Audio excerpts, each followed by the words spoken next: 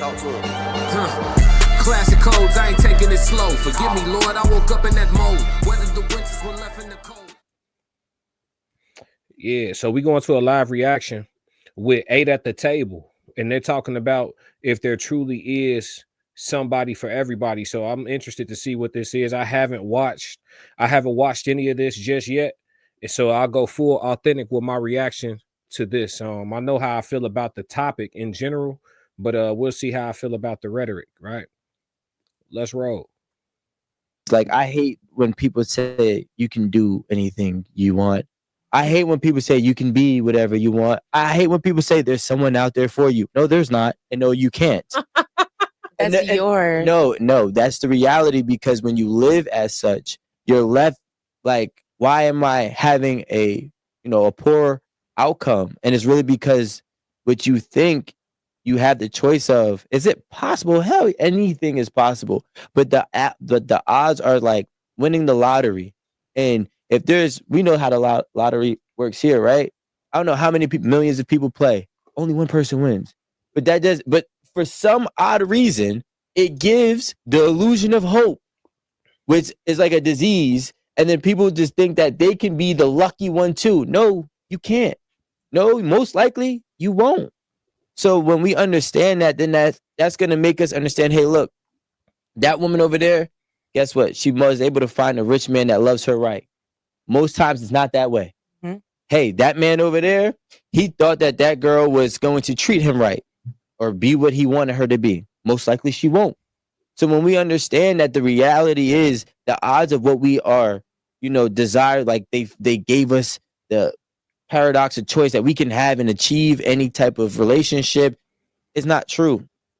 But it's funny, like when I think about it, with proven concept. Let me jump in right there. So when he's saying they're essentially what he's saying when we're discussing, the concept of there being somebody for everybody, he's pretty much saying people have to be realistic in regards to understanding probability versus possibility.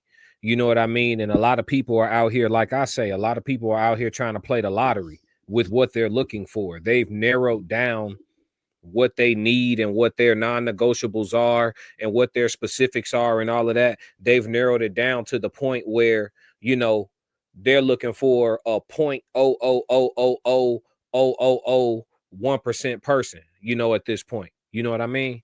And so with that being said, it's like, good luck with that. You feel me? Those are the people who I would say are in their own way by way of criteria, right? They're too picky. Everybody's got that. Anyone that's relatively attractive and wants to be in a relationship, but they've been unsuccessful with securing a partner, a companion that they find to be suitable, they're in their own way in some capacity. That's my theory. I've stuck to it. I've said it for years. If you're a relatively attractive person, and I'll define attraction. What up to everybody in the chat coming in? I'll define attraction. Attraction meaning that the type of people you like generally look at you too. So that means you're attractive, right? The people that you want be wanting you back in some capacity, because you could be attractive to a bunch of people you don't want. Does that mean anything? So I'm giving y'all my definition of it for the sake of this conversation.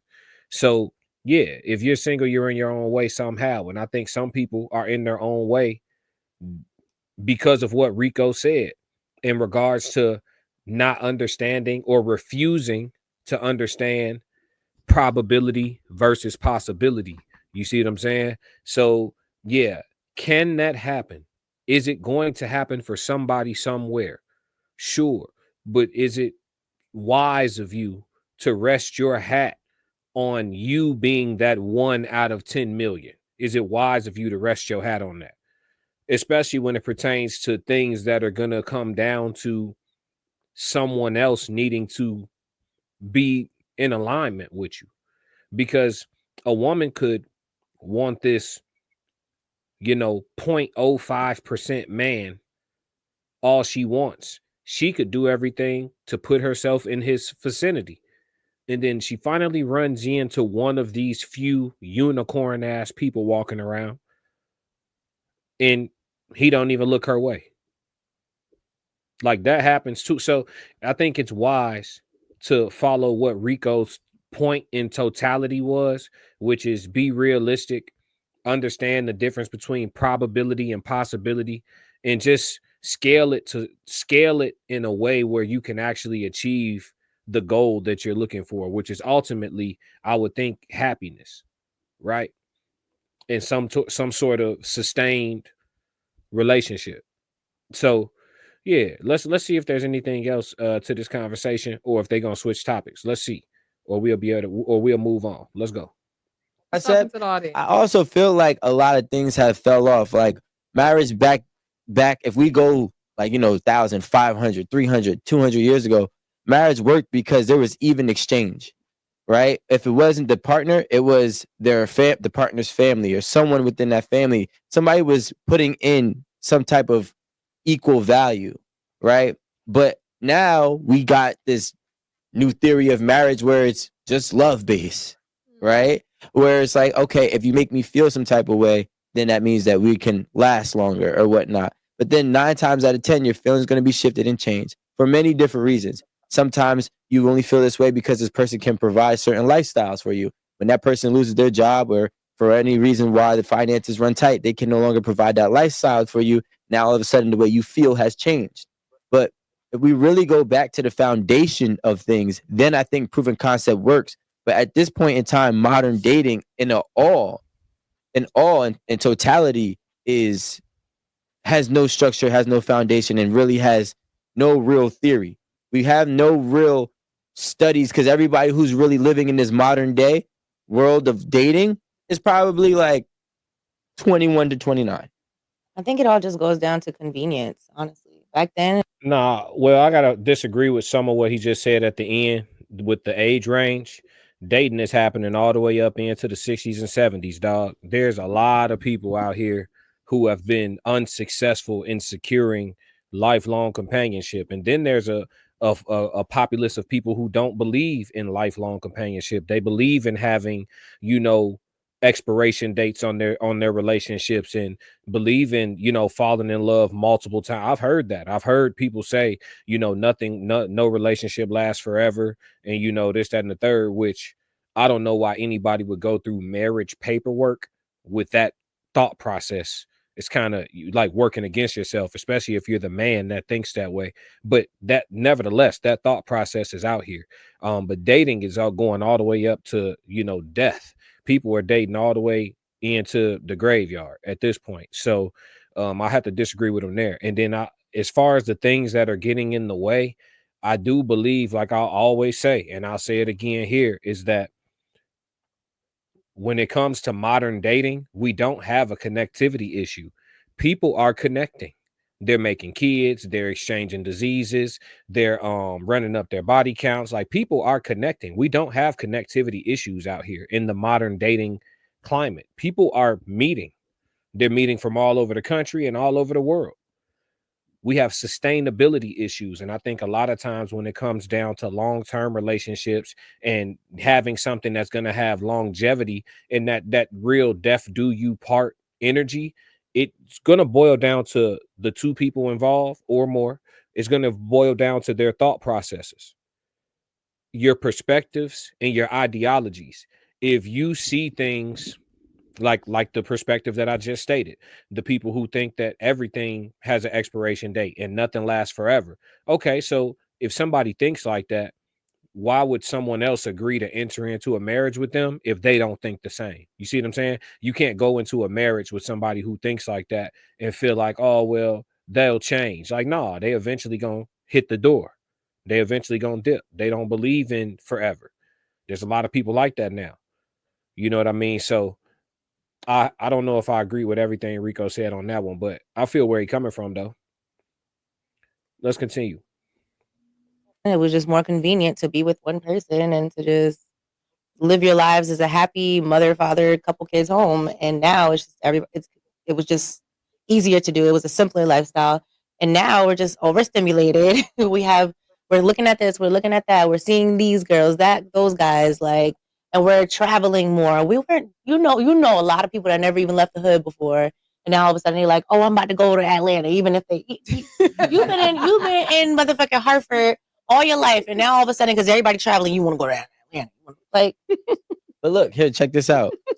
Proven concept that having multiple wives works. This is not no, but this is not like the non-proven concept, or I guess I'm gonna say non-proven, but one of the oldest religions promotes polygamy. This is a fact. Polygyny, specifically a man with multiple wives. Polygamy is a bigger umbrella where females could be out here doing whatever too. You don't want to walk that. You want to just make sure we're using the right term. He's talking about polygyny, one man with multiple wives.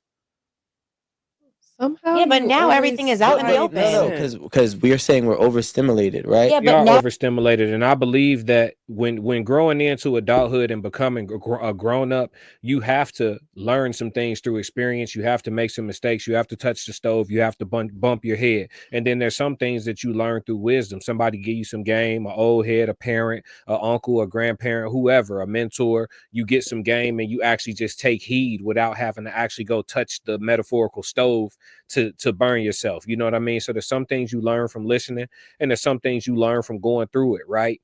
But when she's talking about, you know, people being able to date all over the country, people being able, I do feel like the stimulation and the accessibility has made it to where people are no longer making their mistakes and getting those growing opportunities or those growing experiences. They're no longer doing it in controlled environments. People are learning about situational awareness and finding out the hard way while they in Colombia getting robbed. People are finding out the first time that, ooh, that type of guy is a bad guy. They finding that out on a trip across the country getting flued out. You know what I mean? They finding like people aren't failing in controlled environments. And because of that, you have hyper trauma. You don't just have regular trauma, you got trauma now. And so it becomes, you know, it's a trickle down effect from there. It's a snowball effect. So I think the stimulation thing is a valid point for sure.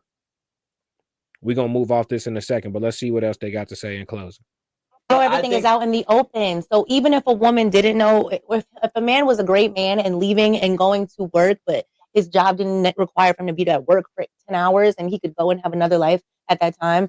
Nope, everything is not being like, you can't be like, oh, I can see on your phone that you're not at work.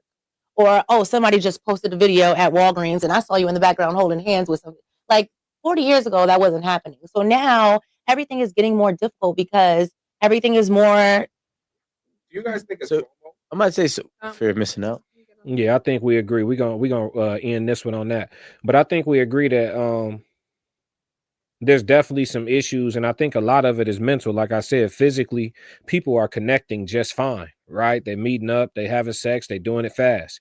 But in regards to real shit being established and the understanding that the black family and the nuclear black family is in jeopardy. The nuclear family is in jeopardy in general, but the black nuclear family is going extinct disproportionately faster than a lot of other ethnicities because they still have customs and cultures that are slowing down the pace at which feminism is impacting their household structure as a ethnicity and as a race.